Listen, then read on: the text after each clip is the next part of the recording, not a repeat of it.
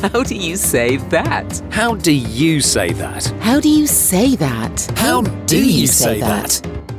Hello and welcome to a brand new year. Happy New Year! Yay!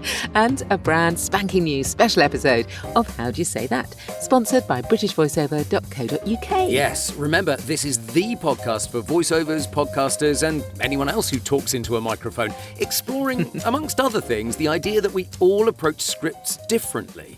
Yes, we really do. And we find it endlessly fascinating. So I'm Samantha Boffin and this is my co-host, Mark Rice. Hello. And this episode is a look back at 2023 and all the amazing stuff that we learned from our guests. Oh, and we have discovered some absolute gems, to be fair, from how to work with clients, how to add personality to your reads. Not like that. Why commercials are mini masterpieces, how not to sound like a voiceover. Sitting versus standing. I mean, the list is endless, Sam, isn't it? It is, and I'm glad you got that list, not me. So let's have a listen back to some of the voiceover gold of 2023. How do you say that? So we're going to start with Charles Nove and, appropriately for the first gem, how to find your way into a script. Getting into it, both you and Charles, both of you used a way in. You kind of grounded yourself in a way and then kind of went with it. I find that the easiest way of doing that, and that's certainly what I advise to people if they ask me how to get into a character. I suspect that you would advise people that way as well, Charles, would you? Yes, and sometimes the value of a lead in that you voice but will not be used. Yeah. For example, those dreadful scripts that start with a bold question. Ever been in love? For example. That's a lot easier to deliver if you go, have you ever been in love? Yes, very true. Absolutely. As long as you leave the edit pause, nobody should complain. Such a brilliant tip that we included it in both How Do You Say That specials, because you can't have too much of a good thing, can you? And Claire Reeves also gave us a great alternative way to sound good at the beginning of a script. With documentary narration being relatively long form in the ones I've done, we do the beginning, we do it all in order, and then we come back and we do the beginning again because you're really into it and you really, really get the journey by that stage, even if you have had chance to read through it, which you don't always beforehand, then you can go back and do the top with an understanding of, hey, everyone, this is the journey we're going on. And it does bring a whole other feel to it as well.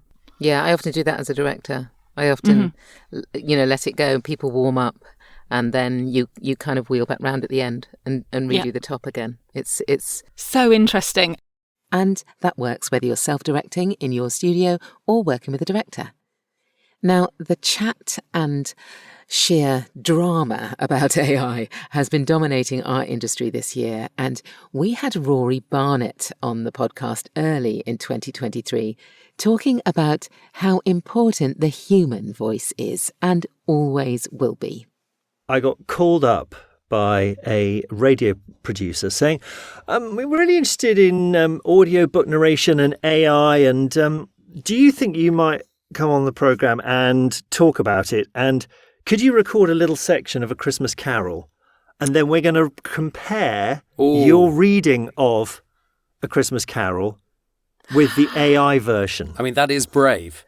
I listened to the first sentence and thought, I'm going to pack this in. I might as well just give up. No. I think we're done. And then what was really interesting, and AI is going to get better and better and better at copying the human voice. That's what it's doing. Yep. You start, your ear picks up, your ear becomes more and more attuned to the things that aren't quite right. Okay. Agreed. So the more Absolutely. you listen, Yep. and so the more you listen to it, the more it was, it sounds quite similar. What's the inflection at the end of the sentences and various things. And of course, we have so many different other ways of making a difference. Here with this microphone, the dynamism and all of those sort of various things. As we've said before on the podcast, Rory, that is the joy of the human versus the AI. And the human will always be able to bring something different. And now back to Charles Nove. We asked him whether he preferred to sit or stand in the booth, and we got this very useful answer. Do you stand or sit when you do your voiceovers, and does it really matter? Are you standing or sitting, Charles? Right now, sitting, but I do both. Depends what I'm trying to do. Versatile. If I am trying to do a dynamic character performance, I will definitely be standing. Mm-hmm.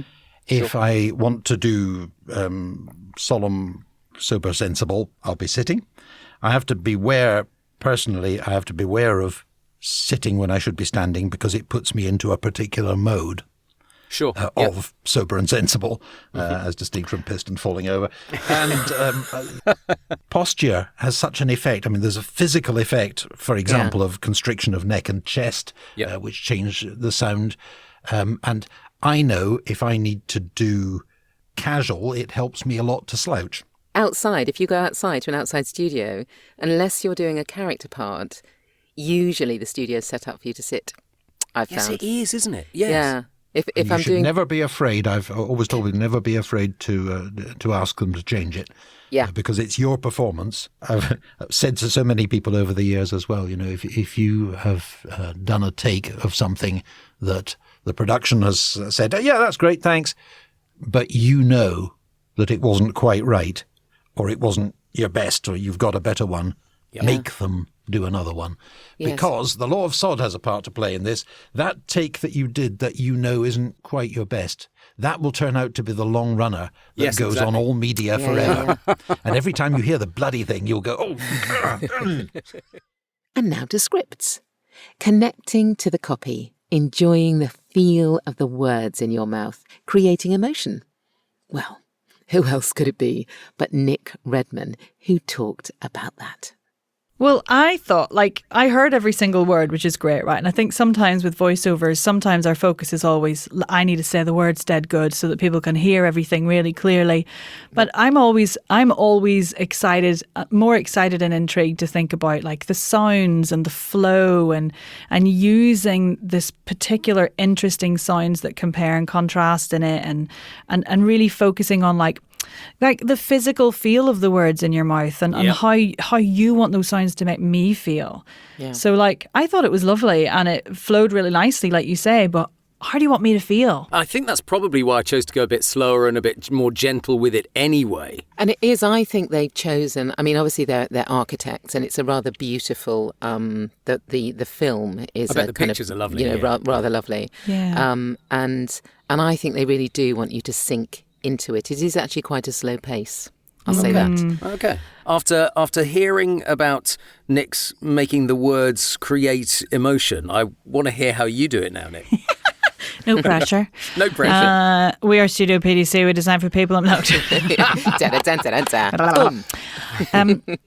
Interestingly, I always try and pick one word out of a script that sort of gives me a feel for how I feel it should be read, if you know what I mean. One kind of word to hang it off. And for me, the word that dropped out was community. Community is a really exciting and interesting word when it comes to architects. And yes, it's stylish, and yes, it's looks amazing and is really impressive and structured and maybe shiny with metal and glass and all that kind of thing. But they were people in community.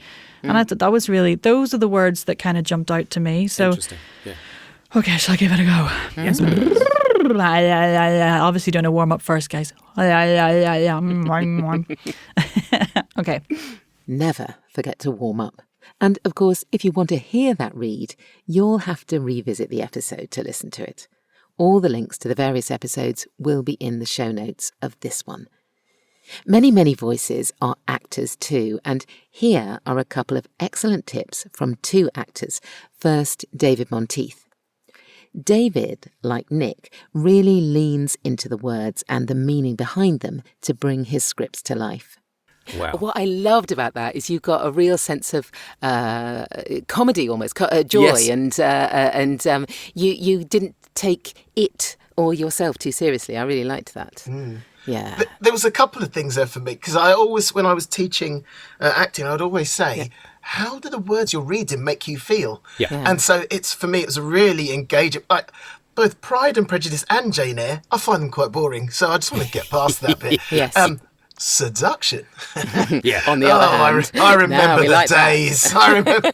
You have this innate ability of drawing people in to listen so that you're actually actively listening rather than passively listening. It's wonderful. Oh, stop. I mean, go on, but you know. Yes.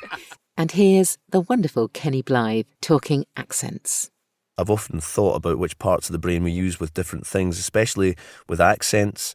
I had to learn some lines recently for a small TV job, and I learnt it in different accents. But what I discovered when I did the job was it was almost like it was running through a filter to get the accent, and it almost felt like I couldn't do it in the accent without accessing it through a different way. It was very odd. Interesting. I guess that's the musical side of the brain, isn't it? I wonder if accents are like languages. I'd be fascinated to know if anyone's done any research into which parts of the brain are working those. You would think so. It would certainly help me the next time I've got to learn something. Because I find the whole accent thing fascinating because, of course, some people are superb at doing accents and others not so much. As we found on the podcast, Sam, you and me. Yes, well, exactly. Some of them, great. Others, not so much. Yeah, absolutely. But what I find fascinating is depending on where you were born, luck of the draw of where you happen to have been born, you would have been able to adopt that accent. Mm-hmm. If you see what I mean. So it can't be that you're actually not able to learn an accent.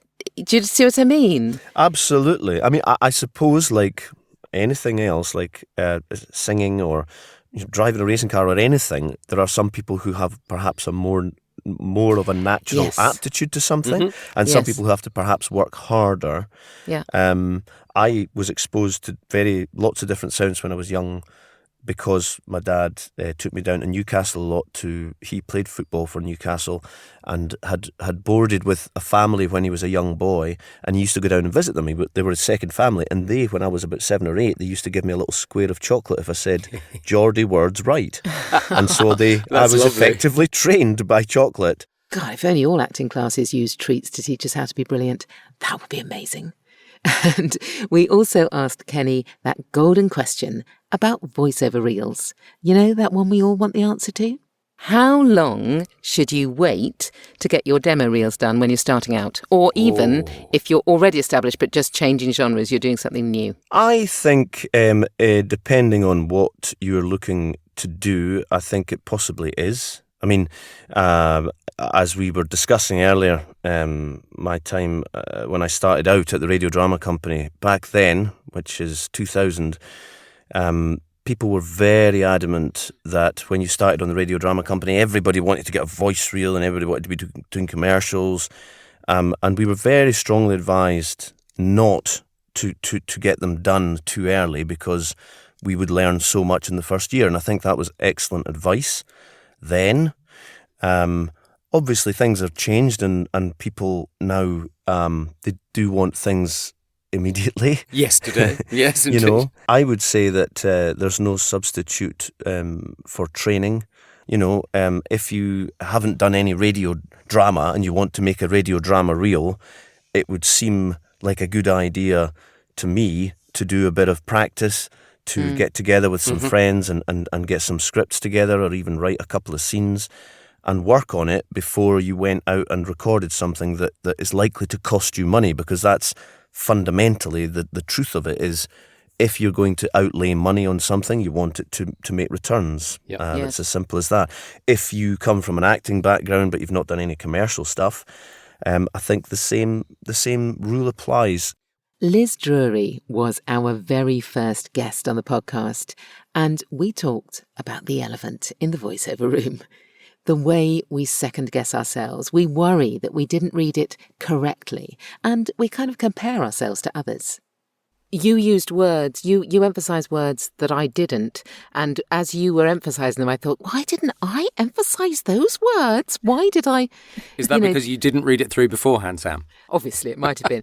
but I'm particularly... But I always think that, though, Sam, if I hear someone else doing a script that I've auditioned for, I think, well, why didn't I do it like that? I didn't emphasise that or go down at the end of that sentence. And I think that, that's what you're proving with this podcast, is there's more than one way to read a script. Yeah.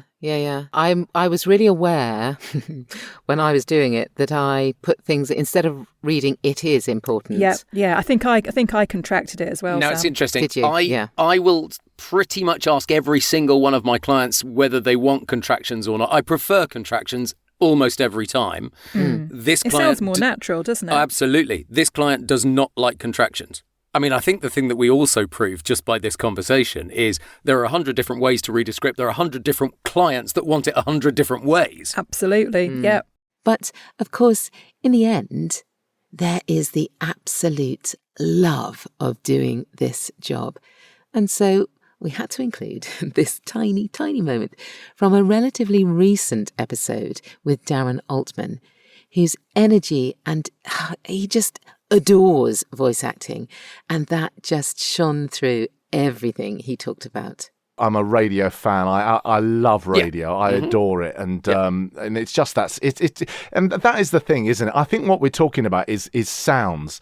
Radio adverts are in my head. I listen to 1,000 adverts a day, and your thing is your thing. So it's all about. It's like being a musician. You can't play it if you can't hear it. Yep. It's why if you want to break into a particular genre, you need to be really immersed in that genre. Yes. Because there's no point you thinking, I wouldn't mind doing some video games, actually. Yeah. Because if you don't play video games, or you haven't, you don't actually know what is needed of you. Yeah. I often say this to people. If you want to get good at a particular genre, then listen to that particular genre.